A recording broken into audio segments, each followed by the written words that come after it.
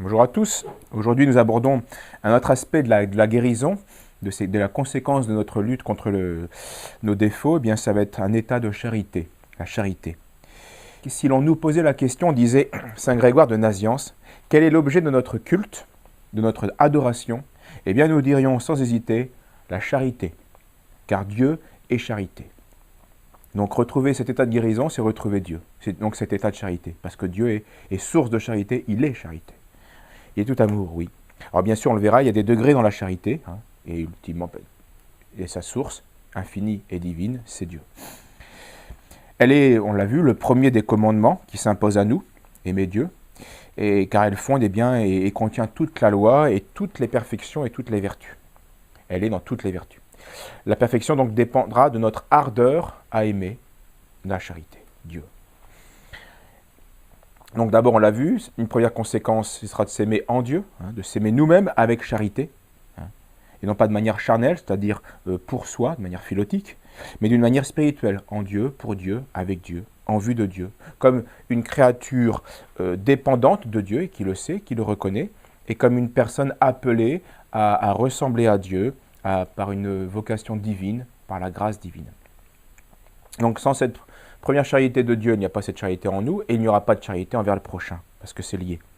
Tu aimeras donc le Seigneur ton Dieu de tout ton cœur, dit notre Seigneur, et le second commandement, ton prochain comme toi-même. Donc si on ne s'aime pas nous-mêmes comme il faut, on ne peut pas aimer le prochain comme il le faut. Donc sans cette charité pour soi, en Dieu, il est impossible d'aimer, puisque aimer, ce n'est pas faire au prochain ce que l'on ne voudrait pas qu'il nous fît. Et lui faire ce que l'on voudrait qu'il nous lui faire ce que l'on voudrait qu'il nous fît. Et ceci, c'est évidence, on pourrait même presque dire, c'est un précepte presque c'est naturel, ne pas faire aux autres ce qu'on ne veut pas qu'ils nous fassent. Dès qu'on dit cela, oui, en effet, c'est juste. Et donc cette justice a été bien sûr rappelée aussi bien dans l'Ancien Testament que dans le Nouveau. Au livre de Tobie, on lit « Ne fais à personne ce que tu n'aimerais pas subir ». Et dans le Nouveau Testament, évidemment, notre Seigneur le dit explicitement, tout ce que vous voulez que les hommes vous fassent, eh bien faites-le de même pour eux. Ce qui implique cette conséquence explicite rapportée par l'apôtre, eh bien alors portez les fardeaux les uns des autres et vous accomplirez ainsi la loi du Christ.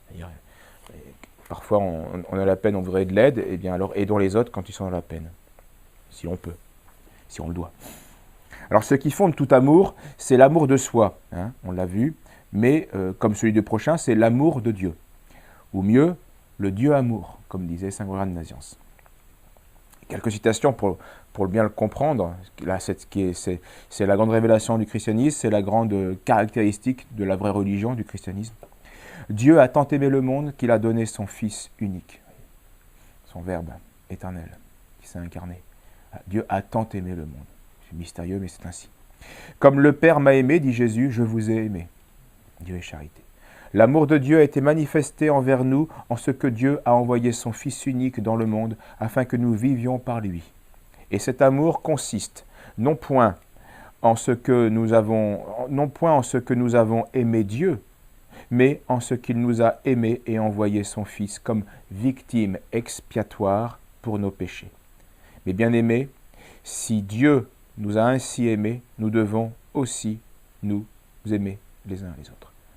Mais bien aimés, dit l'apôtre Saint Jean, si Dieu nous a ainsi aimés, nous devons aussi nous aimer les uns les autres. Et ça va jusqu'à l'aspect sacrificiel, victime expiatoire. Jésus s'est offert en sacrifice sur la croix pour réparer la justice divine offensée. Il y a cet aspect-là dans la charité.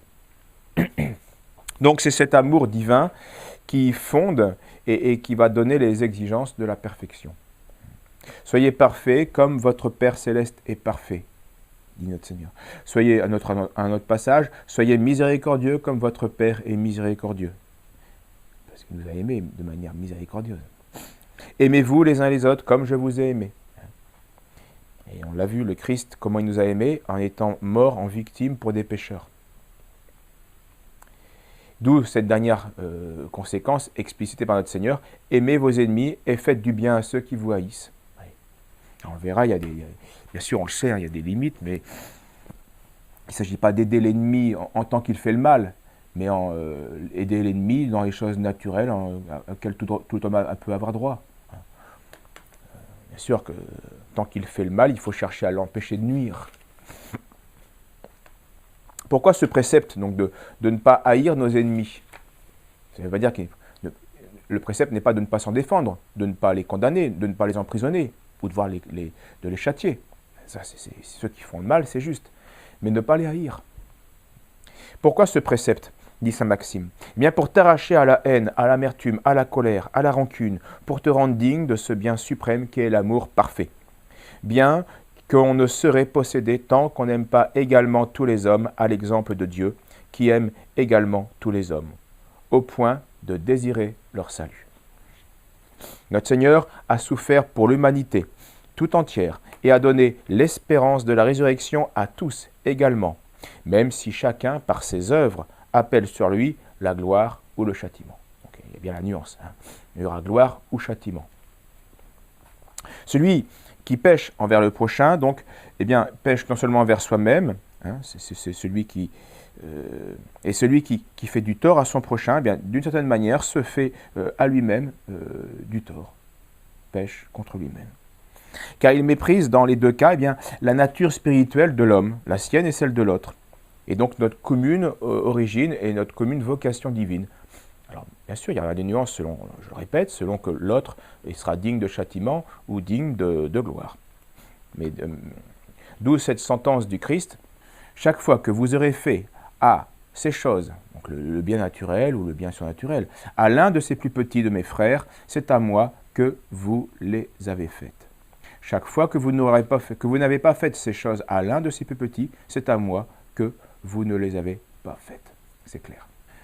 Donc tous ces enseignements supposent et manifestent eh bien, un lien et donc une hiérarchie dans la charité entre les hommes, entre un amour premier, celui de Dieu, et puis un amour second entre les hommes, entre donc Dieu et les hommes. Saint Bonaventure le manifeste bien, cette hiérarchie. Il dit dans ses prédications sur les commandements, il parle de la charité, et il dit bien sûr qu'il y a des degrés, il y a des hiérarchies selon la proximité, selon la ressemblance. Et il donne comme exemple la proximité. C'est pourquoi nous devons un plus grand amour aux membres de notre famille qu'aux étrangers. C'est évident. Aujourd'hui, saigné, on voit comment on a perdu la charité. Donc l'ordre de la charité. Et on prétend qu'il faut aimer les étrangers plus que nos proches. Ça n'a pas de sens. Et Saint Bonaventure continue, et nous devons plus nous mettre au service de nos amis que de nos ennemis, bien sûr. C'est un devoir, c'est une logique. Et un peu plus loin, à propos de la ressemblance, qui va expliquer une hiérarchie dans la charité, il le dit. Nous devons plus aimer un chrétien qu'un sarrasin, évidemment, ou qu'un juif, en raison de la proximité de la foi. Mais la charité est contrairement facile. On ne ment pas à un juif ou à un musulman, parce que, sous prétexte qu'il est notre ennemi, non. On ne l'insulte pas gratuitement. C'est ça la charité. C'est ça aimer son prochain, même son ennemi, lui faire du bien. Mais ça ne veut pas dire encourager le juif à blasphémer ou encourager le musulman à tuer. Bien sûr que non. Un homme qui était familier de la lecture des pères eh bien, avait constaté que ces derniers parlent assez relativement peu de la charité en tant que telle, en tant que vertu. C'est absent de leur prédication. C'est pas ça ne domine pas. Pourtant, c'est la vertu la plus importante. C'est Dieu même. C'est étonnant. Et à cela, il y avait plusieurs raisons. Et elles sont intéressantes, je vous les livre. D'abord, la charité ne consiste pas en des discours, mais en des actes. Donc ça ne sert à rien de parler indéfiniment de la charité, là. Vous savez comment on le fait s'il n'y a pas d'action. Et à cela s'ajoute aussi la difficulté d'enseigner la charité, bien parce qu'on l'a vu, c'est Dieu lui-même. Et donc dans sa forme la plus sublime, la plus parfaite, c'est quelque chose d'ineffable.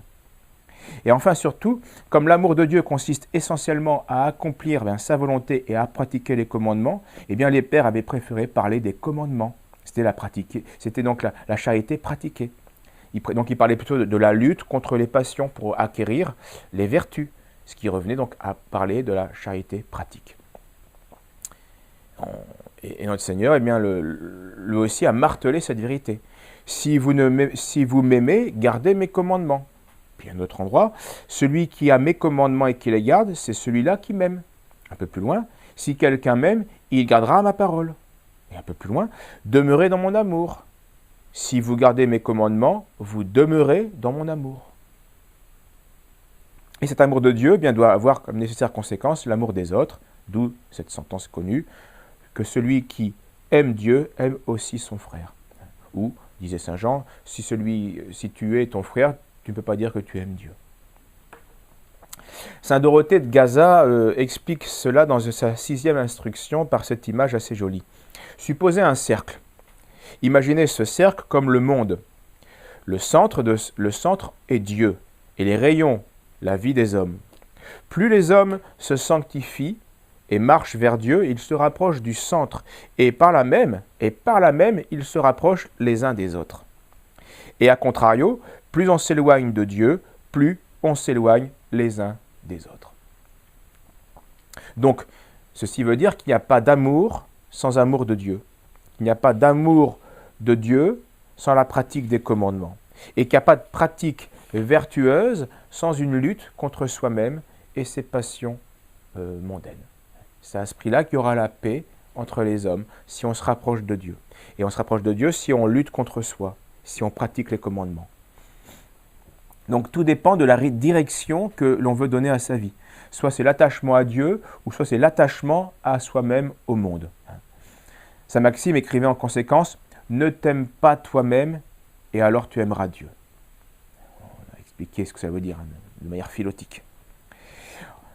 Et ceci fait écho à ce que Saint Jacques disait « L'amitié du monde, c'est l'inimitié avec Dieu. Quiconque veut être ami du monde se rend ennemi de Dieu. »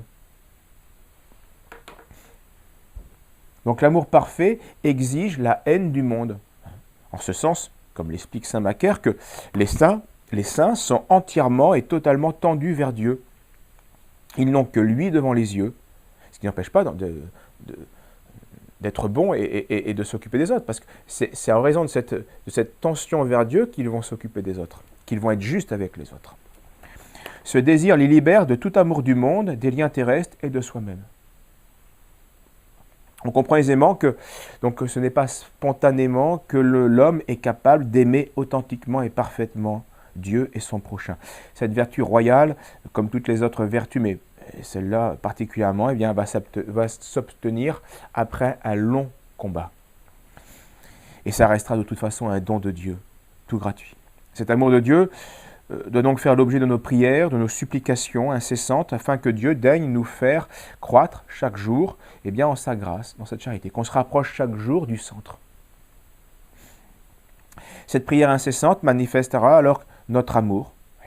Même si on n'est pas encore dans un amour parfait, le fait de désirer chaque jour cet amour manifeste qu'on est déjà dans cet état. Imparfaitement, mais on y est. À tel point que l'on pourrait même définir l'amour comme étant la prière pure et continuelle. Et dans la charité, celui qui prie continuellement avec action de grâce pour obtenir cette charité, pour croître en charité. C'est ce que dit un père du désert, Abba Isaïe. La charité est assiduité auprès de Dieu dans une action de grâce perpétuelle. C'est très beau comme définition. Assiduité, donc intimité, continuité, proximité, régularité avec Dieu.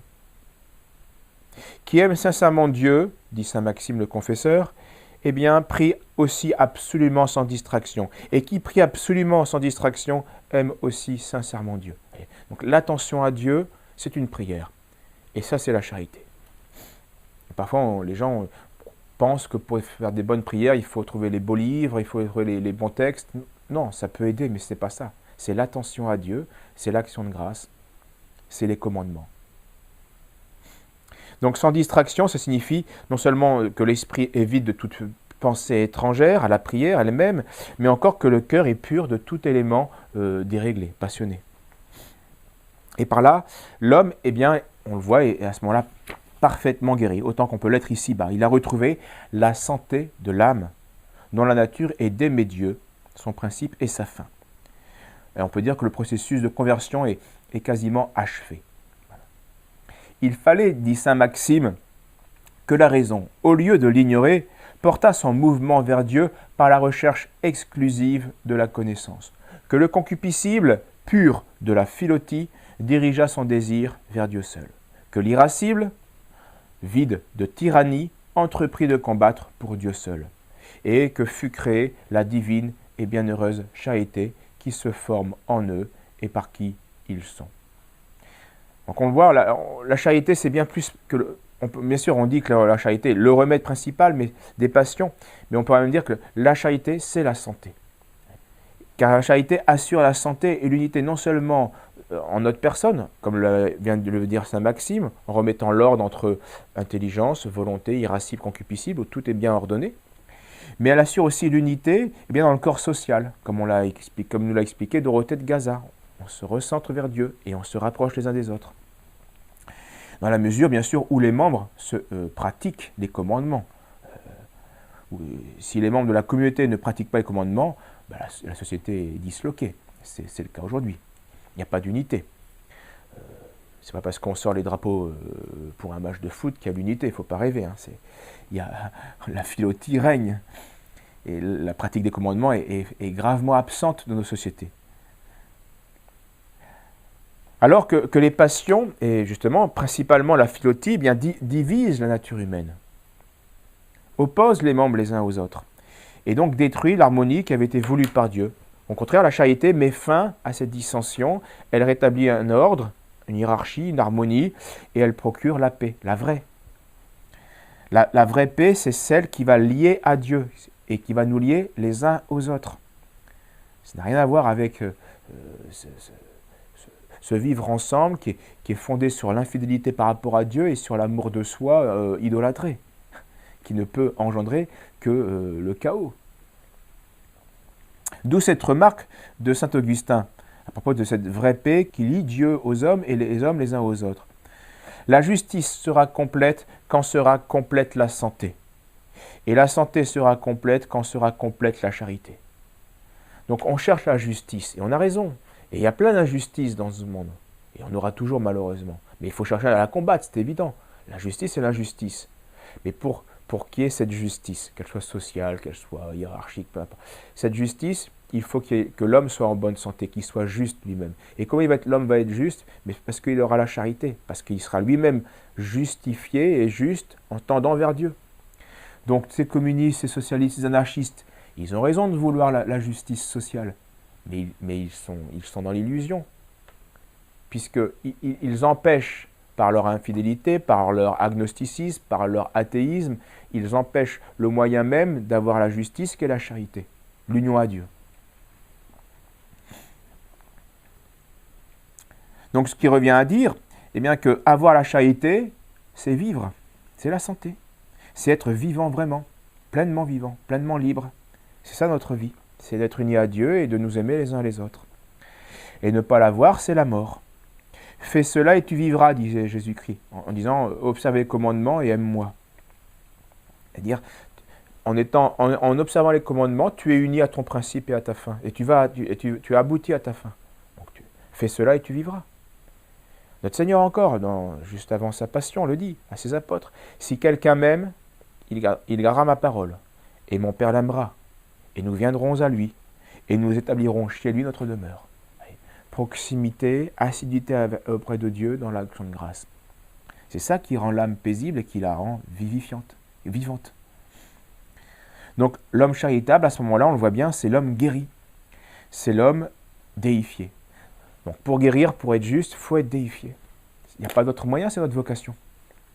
Et là, on voit que ça n'a rien à voir avec... on est malheureusement loin de l'homme idolâtré, de l'homme révolté que la Révolution a produit. La République maçonnique, en chassant l'Église, en persécutant l'Église, en empêchant l'enseignement du catéchisme à tous les enfants, elle a promu la haine entre soi, la guerre. Alors elle a beau beugler son vivre ensemble, c'est un mot vide de sens. Parce qu'il n'y aura pas de vivre ensemble s'il n'y a pas d'unité au centre. Et le centre, c'est Dieu, c'est la vérité. Donc en chassant la vérité, il ne peut pas y avoir de justice, il ne peut pas y avoir de paix. Elle sera factice. Il y aura au contraire la mort et la dislocation des hommes en eux-mêmes, parce qu'ils vont se livrer à la débauche, on le voit bien. Et puis dislocation du corps social, individuel, corporel, spirituel, social, tout est chaotique. Tout ça parce qu'on ne veut pas s'unir au centre, parce qu'on ne veut pas garder la parole de Dieu. Obéir au commandement. Être juste, parce qu'on ne veut pas se faire violence, parce qu'on a l'amour de soi idolâtrique. Tout se tient malheureusement, dans le bien comme dans le mal. Voilà, on finira ce dernier aspect de notre guérison en voyant la sagesse que Dieu apporte à l'homme qui aura lutté dans ses commandements contre ses passions. Merci et à bientôt.